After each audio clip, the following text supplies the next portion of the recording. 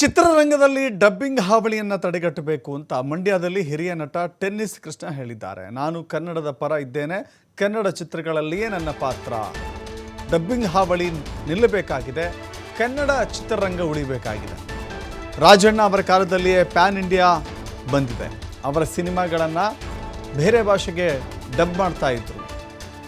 ಬೇರೆ ಭಾಷೆ ನಮಗೆ ಯಾಕೆ, ನಮ್ಮ ಕನ್ನಡದ ಚಿತ್ರ ನಮಗಿರಲಿ ಅಂತ ಹೇಳಿದ್ದಾರೆ. OTTಯಲ್ಲಿ ಕನ್ನಡ ಚಿತ್ರರಂಗಕ್ಕೆ ಹಣ ಬರಲಿ, ಕನ್ನಡ ಭಾಷೆ ಉಳಿಸಬೇಕಾಗಿದೆ ಅಂತ ಮನವಿ ಮಾಡಿದ್ದಾರೆ ನಟ ಟೆನ್ನಿಸ್ ಕೃಷ್ಣ.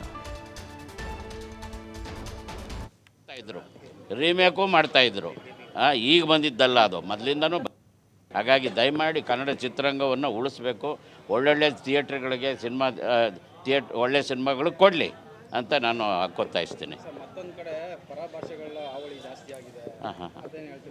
ಅದೇ ಈ ಡಬ್ಬಿಂಗ್ ಹಾವಳಿ ಅದು ಕೊಡಬಾರ್ದಾಗಿತ್ತು. ಆ ಡಬ್ಬಿಂಗ್ ಹಾವಳಿ ಬಂದಿರೋದ್ರಿಂದ ಈ ಏನದು ಪಾನ್ ಇಂಡಿಯಾ ಅಂತ ಬಂದ್ಬಿಟ್ಟಿದೆ. ಈಗ ಪಾನ್ ಇಂಡಿಯಾ ಇವಾಗ ಬಂದಿರೋದಲ್ಲ, ಡಾಕ್ಟರ್ ರಾಜಣ್ಣ ಅವ್ರ ಕಾಲದಲ್ಲೇ ಪಾನ್ ಇಂಡಿಯಾ ಬಂದಿದೆ. ಅದು ಏನು, ರಾಜಣ್ಣ ಅವರ ಸಿನಿಮಾಗಳನ್ನ ಬೇರೆ ಭಾಷೆಗೆ ಡಬ್ ಮಾಡ್ತಾಯಿದ್ರು, ರೀಮೇಕು ಮಾಡ್ತಾಯಿದ್ರು. ಈಗ ಬಂದಿದ್ದಲ್ಲ, ಅದು ಮೊದಲಿಂದನೂ ಬರ್ತಾಯಿದೆ. ಆದರೆ ಬೇರೆ ಭಾಷೆ ನಮಗೆ ಯಾಕೆ, ಬರೀ ಕನ್ನಡ ಚಿತ್ರಗಳನ್ನೇ ಬೇಕಾದ್ರೆ ಡಬ್ ಮಾಡಿ ನೋಡ್ಕೊಳ್ಳಿ ಅವರು. ಆಮೇಲೆ ಯಾವ ಕರ್ನಾಟಕದಲ್ಲಿ ಬೇರೆ ಬೇರೆ ಅಂತಾರಾಜ್ಯದವರೆಲ್ಲ ಬಂದ್ಬಿಟ್ಟಿದ್ದಾರಲ್ಲ, ನಾನು ಈ ಮನವಿ ಮಾಡ್ಕೋತೀನಿ ಸರ್ಕಾರದಲ್ಲಿ.